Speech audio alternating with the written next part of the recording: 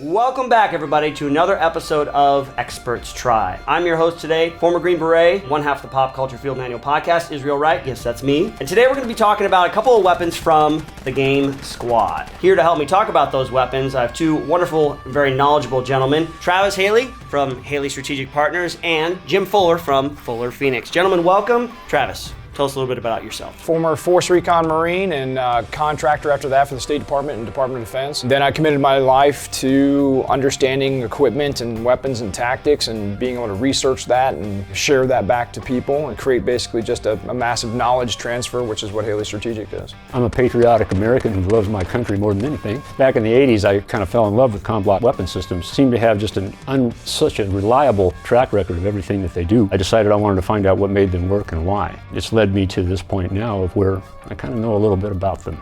Folks, this is going to be a great show. Let's just jump right into it. Yeah, all right, let's get it going. Whoa. What's up, man? This stays, but you have to go.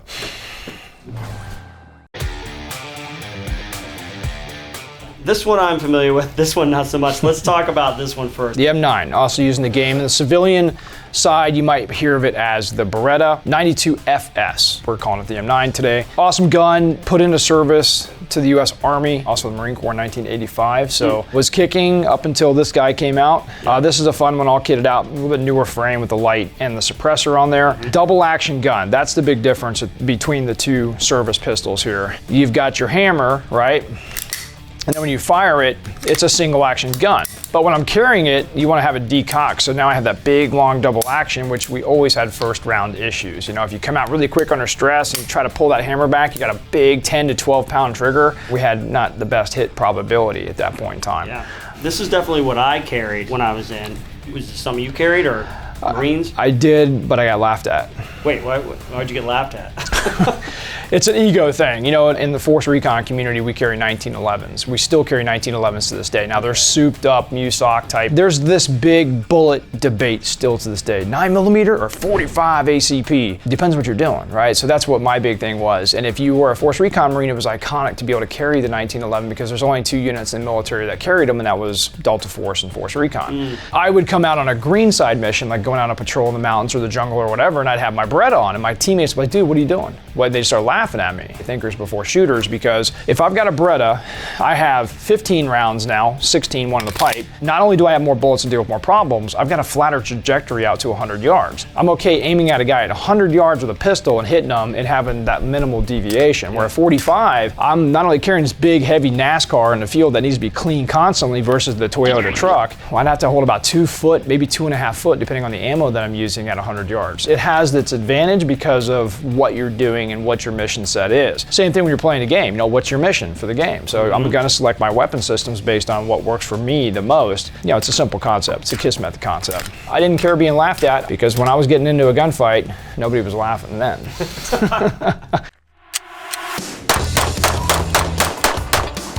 The M17 is now the newest issue gun, as I said, for the US Army. US Army specifically because it's a longer, full-size version gun. The Marine Corps went with the M18, which is a shorter, more compact, kind of like a Glock 19 versus a Glock 17. Now, you still have Glocks in service with the military, but since this is in the game as the newest weapon, you're gonna see the big difference between the Sig 320 civilian version and the M17 or the M18 is it has a safety on it, because the military does need to have a safety. Now, it is a striker fire gun, which means it doesn't have a hammer, so it's just like a Glock. Probably one of the better triggers out of the gate for a production gun. All I gotta do is come up, take it off safe, pull the trigger, and of course you have the adaptive plates on top so you can mount your red dots right to it. Lights, lasers, pack type lasers. Magazine capacity, 17 rounders versus the older 15 round, and this one is a 21 rounder. I've got twice as much ammo if I was carrying a 1911. Nice. And I've got 6, 7 extra rounds than the Beretta, so it's definitely modular and a wonderful system and super accurate as well. This is where you're gonna start seeing in the future. You know. Kind of just looks like a bunch of M4s. I mean, am I right or am I wrong? You're kind of right. Yeah, there's been an evolution of the M4. Right now, a lot of people, especially if you're gaming, you'll have specific designators that are just it's all an M4A1, or it's all Block 2, or it's all this or that. So what's the big difference? It's just the attachments really, and the evolution of metallurgy and barrel development, but really to put your accessories on. So like if you take a dive back into history, this is one of the first ones that you're gonna see, you know, during the Vietnam era, really started to shorten up the M16, right? And they started with the XM177. It was a crazy kind of designator back then, but that's what this one was. Had an old slab side, no reinforced fences. So like these things would crack and break over time. So this is a piece of history now. Skinnier barrels, skinnier handguards, the carrying handles built into this one. And then as the war and technology developed, you started seeing different optics, and you had the old like occluded gun sight, which is just a fiber optic rod. So you just look at the target and you have this red dot. Almost if you put your finger up in front of a target and you look past your finger, that's what that first sight was designed as. And then they started getting into red dots, like Aim Point started coming out with the 2000 to 3000 series like this one. And then you started to see that through like the Black Hawk Down era in Somalia. And then we started going, wait a minute, 1993 is when they said, we have a new requirement, right? Run-in optics on top of charging handles isn't necessarily a bad thing. Maybe even under stress, you drop into the gun quick. I'm on iron sights right now. I'm not on the dot because I don't have a good, what we call proprioception and cheek weld, right? Proprioception is knowing where my head or my arms and limbs are in any given space. So they were having guys coming here just firing and they weren't even using the optics, among a lot of other reasons. So they decided in 93 to commission what you now know as the SOP Mod 1, right? SOP Mod kit, the Block 1 kit. Well, let's get rid of that carry handle. Let's flat top it. So now you've got your iron sights on there, but you could take it off if you need to as well. This was designed to have a plethora of accessories that you could add to it. I remember I got issued this in the 90s, late 90s, because we get after the Army does.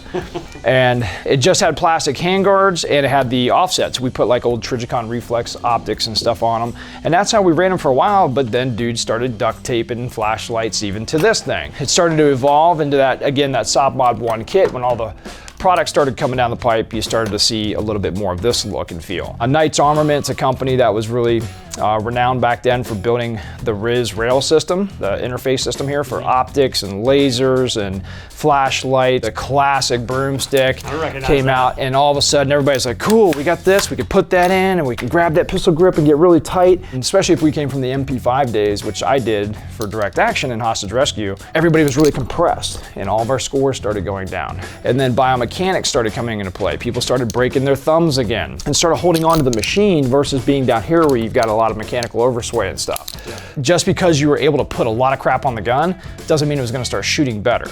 And we realized that the hard way. So that's where you see a lot of sports performance studies and stuff coming in and helping us use these weapons as they actually get more complicated. Another version of the Block 2, different optics on it, where this one's the Aim Point, this one's EOTech. You'll see both, a lot of these optics in the games. Laser systems, side mount, rail mount. This one's mounted on the side because I've got the M203. Able to come apart so you can take the bottom rail system off and you can add your 203 on the bottom. And then Knight's Armament again had a little fast attached system here. So a lot of times if I didn't need my M203, when I was issued this, I'd pop the button, take this off, pull the M203 off, put my little handguard back on.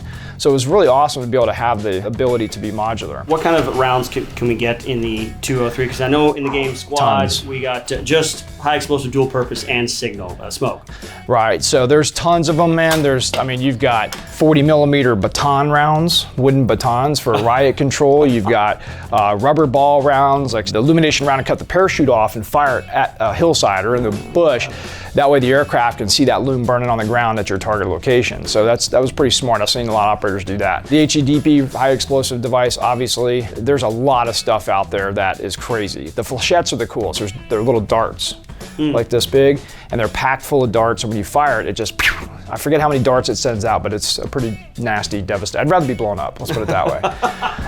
The M203 is probably one of the coolest weapons. I never left home without mine. A team SOP for us, if I had a 6-man force recon team, we were on a green side like patrol mission, at least 5 guys carried M203s, and 1 guy carried the Mark 48 or the saw. That way, if we made contact and it's only 6 of us and we're up against 30 dudes, guess what happens? They're getting 5 grenades right out of the gate and a machine gun going off. So now that is the posturing aspect of combat. So if I've got dudes that are running 203s and we can put a bunch of heat on target really quick and get the saw gunner or the Mark 48 guy running, you've got a very effective posturing device. I am now bigger than what you think I am. And we do the same thing in combat. So like these are amazing weapon systems for an individual operator to carry.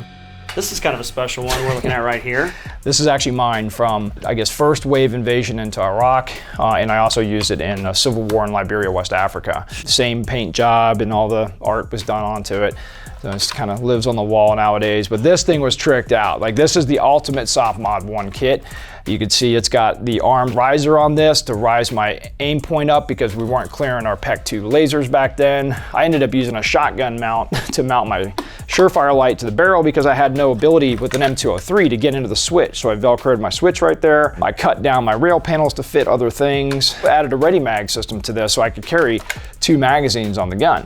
When I charge the gun and it locks to the rear, on that last round, I can push that button and drop out both magazines. When I depress that, they'll both fall out, and then I can bring that magazine over, put the fresh one into the gun, but then it was really hard to send the bolt home. So no matter how much these weapons are designed to be as modular and adaptive as possible, you're still gonna have your end user tricks. So I took an old speed loader that you actually load your magazines with, and I found a screw and some plastic knob. I think it was on the ship out at sea. And I just slid it over the bolt catch. That way, when I put that new magazine in, I can slap the side of the gun and still send the bolt home and keep my reloads really fast with this particular gun. Love that. That's a piece of history right there. And it was my first confirmed kill. Oh, with the M4? No, with the grenade launcher. What? Wow. Now we got the AKM, which is one of the assault rifles, and then the AMD 65. Now the AKM, this is actually a 1969 Ishnosh. These were put into use in 1959. It's probably the most manufactured form of the AK. Oh, really? In the world, yeah, the AKM in particular. There's more of these than anything else, and there's a lot of variants of this gun, but this is the base of what most of them are all made off of. Been out of production with the Russians for a while, but they're all over the world. You know, there's millions of these guns out there. In the game, this is available to the Insurgents faction. You know, this was a cut-up parts kit that we rebuilt on an American receiver back into its original form. Oh, really? Oh, okay. Yeah. Now we got the AMD 65. Oh yeah, the little Hungarian beast. Yeah, this is a Hungarian-made AK version, right? Yeah, it is. It's a very interesting variant. These were made for the tankers. It gets very small. Oh yeah, there we go. It's really tight. Really easy to get in and out of a tank hopla with something like this. Yeah. You know? Anybody that's ever shot one of these guns will tell you that they're a little bit rude. I mean, your buddy Cameron was shooting this on the range yesterday, and I saw him. He's out there running this thing, you know. And I mean, first off, notice it's a chin weld. Yeah, not a cheap weld. If you go down here, you're looking right into the back of your stock. So it's a little difficult in that regard. You have to take this into consideration when you're trying to make something small. And on this break, it'll rattle your teeth. Ask your buddy Cameron. You know, all in all, it's a pretty cool gun. It's a 12.5-inch barrel, which is the same as the 104. It's a good barrel size, and it's a very effective gun. It's just a little bit different looking. You'll notice that it had a 20-round mag in it, which is a lot easier to use with these because of the 30s. And they'll go, but if you're in a hurry changing a mag, sometimes it might not be as easy. And also, just a bit more compact at the size of the magazine. And that's the idea behind this gun. It was about being compact. Thank you, Hungarians.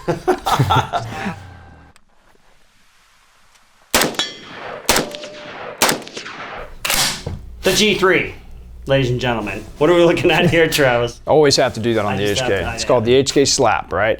This has killed more people than Ebola. Kind of like the FAL and the AK-47 around the world. Still in use to this day. Developed and commissioned with the West German Army in 1959, if I remember right. In use, but was replaced by the now famous G36. Great weapon system, 308. Now, a lot of people might say, well, that looks like an HK91. The only difference between the G3 and the HK91, which you've seen in like movies like Heat with Val Kilmer on the Overwatch, same exact gun. The only difference is the G3 was the military designator for the select fire version, and the HK91 is the civilian version that we can still buy to this day. Stocks and grips, and like this bipod's really cool because it just kind of tucks away and hides right into the handguard itself. So that way it's really there if you need it. If you don't need it, you don't know it's really there.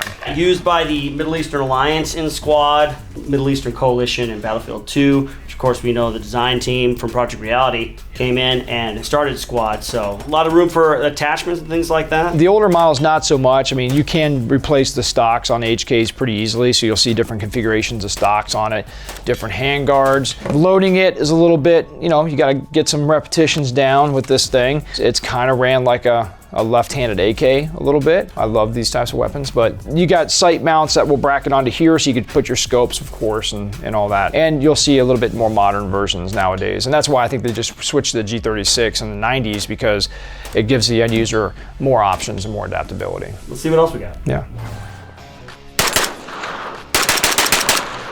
All right, Jim, here we are with two great weapons, light machine guns, right? We got the RPK and then PKM. Let's talk about the RPK first. Now, these ones would be featured mostly, obviously, in squad with the Russian units, but I think we got some Middle Eastern units that can use it as well. Yeah, well, anybody can use them. The triggers are finger-friendly. They'll work for anybody, good or bad. They don't discriminate, The RPK was generally their area denial weapon. Keep the people down kind of weapon. Okay. You know, they were issued with 40-round magazines or 75-round drums. You could just lay a lot of, full auto fire bursts or whatever around an area and keep people down behind rocks so soldiers could advance. Or if you just needed to do a lot of damage, you could do a lot of damage with it. In the game squad, there's an emphasis on cooperation and teamwork and stuff. And I think in this game, kind of more than any other one, the weapons that have specific functions, like you said, area of denial, suppressive fire, these ones actually do their job. In the game, they do what they are designed to do. And that really is the most tactical use of this gun. I mean, this gun shoots 7.62 39. If you wanted to just dump a bunch of ammo at close range, you can do that with any AK. Yeah. With this, you got a much longer, heavier barrel that won't overheat, and you can get some accuracy at distance with it. I mean, accuracy enough to keep people down behind a rock if you got people trying to move forward. Just the wooden furniture on here, the rear stock and the grip and stuff, makes me ask, how old is this particular weapon, the RPK? This was an early 60s model. This is a Romanian model. The wood stock happens to be a Russian stock set that I had. Okay. And it just looks good on it. Oh, all right, cool. But this is an early 60s model Romanian gun. My personal favorite belt-fed machine gun. All time? Of all time, yeah. I've had more experience with this than I have with 240s and the 249s and the M60s, but I have shot them all. And the biggest difference with this gun is portability. It's probably half the weight of the 240. No kidding. The 7.62 54R round is the equivalent to our 30-06, which is very effective. This gun weighs 38 pounds loaded. A medium build guy, even I can shoot this thing from the shoulder, not as well as a stronger guy. But I've watched Spetsnaz guys that know how to run this stuff. They stack up concrete blocks about 3 feet apart and they walk across the blocks shooting this gun.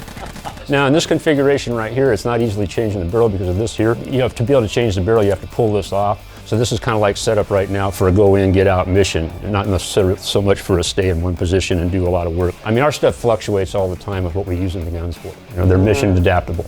Mission adaptable, and that's really important. Like in squad, that really does make a difference. Like if you know how to do your role properly, how to set your weapon up for that role. Exactly. Yeah. We've added the Zenetco rail systems on this because it allows us to put whatever we want up here, whatever we want down here. The stock folds. We have a cheek riser. Now tell me about the links here, because you can see these links might look a little bit different than the 240 linked ammo. American links, what we're familiar with here, what we call disintegrating links. As the round fires, the casing comes out and the link comes out. That doesn't do that in this case. The links stay connected together. If this gun was in a fixed position, you might be running a 250 round box. You're going to have one belt that's 250 rounds long. Yeah. Now if you're trying to move and that belt's dragging behind you, not a good thing. Bit of an inconvenience. Yeah. These boxes here hold 100 rounds, and the belts are 25-round links. So you never have more than that much of a belt hanging out of it, and then it drops off as soon as that 25th round is fired and starts over again. That's how they dealt with that issue. All right, the RPK and the PKM, two weapons that you're going to find in the squad. Let's see what else we got. We have the big boom boys. We have the Bazooka. The Bazooka? Yeah, we have the Bazooka. Yeah, M72. This is actually an A7 model, so it's a little bit one of the newest versions. And then we have the AT4. That's right. You've seen this all over since Vietnam, man. It's very recognizable. Very recognizable, very man portable. So you can strap like 4 of these together and strap it on our body and free fall out of an airplane versus, I've jumped 3 of these before bundled together. And it was not smart. I had a Beret on my side as well and 2 rucks. The M72 A7 variant, there's a lot of different variants, but this has the rail system on it for the PEC 15. That way we can now employ it at nighttime. Back in the day, you're like, it's still, a lot of guys still prefer to just do that. Really simple system. Again, short and compact until I need it. You pull your safety pin out of the back, your cap comes off, you grab the top and just open it up. So when it opens, the rear sight and front sight deploy out. We're gonna go ahead and arm it with the safety on the front here. We're gonna pull that forward, and that's when you ready to go. Get it up on your shoulder and say what? Backblast area clear. That's right, because you're going to get some backblast off of this thing. You don't want to be behind it. And that's when you're gonna go ahead and press on your trigger on top. Boom, that goes and fires the rocket. That's the Law rocket. Love it. 66 millimeter, still in use today. Do you know how many millimeters this is? 84. There it is. 84 millimeters. Probably not necessarily why they call it the AT4, but it is an 84 millimeter rocket, so it's much more substantial than the 66 millimeter Law rocket. This has been in use now for probably 30 years. Similar to the Law, except it doesn't extend out. Safety pin. Now you have to charge it, right? So we have to cock the weapon system. There's also a shoulder strap on here that you can see. That way I can mount that up against the shoulder. And then the sight pops up. We hit these so hard, there it is. There's your front sight. It's on safe right now. Now I'm ready to fire it. I'm gonna cock it. You got a depress your safety release. On most rocket systems will have this. And at that point, you got your trigger right here. Safety off, aim in, and fire. Then you basically throw it away or use it as an ornament for Christmas. Speaking of that, you ever gotten a backblast kill playing squad? I haven't, but now I know what I'm gonna do tonight when I go home. We're gonna record this. He's gotta prove it now. Okay, that's rockets in a nutshell. It's not rocket science. Folks, we've had a great time exploring the weapons from Squad today. Travis, thanks for joining us. Jim, thanks for joining us. Thank you. If you want to see more videos like this, go to Gameology's Facebook and YouTube page. If you want to hang out with me a little bit more, check out the Pop Culture Field Manual podcast. Travis, where can people get a hold of you or find your stuff online? Yeah, guys, you can go to HaleyStrategic.com or you can visit our Instagram page, Haley Strategic Official. Nice. Jim? Fuller Phoenix Official, or my personal Instagram page, Fuller AK. Thanks again, gentlemen. Thank you for joining us. We'll see you on the next one. See you on the next one, guys.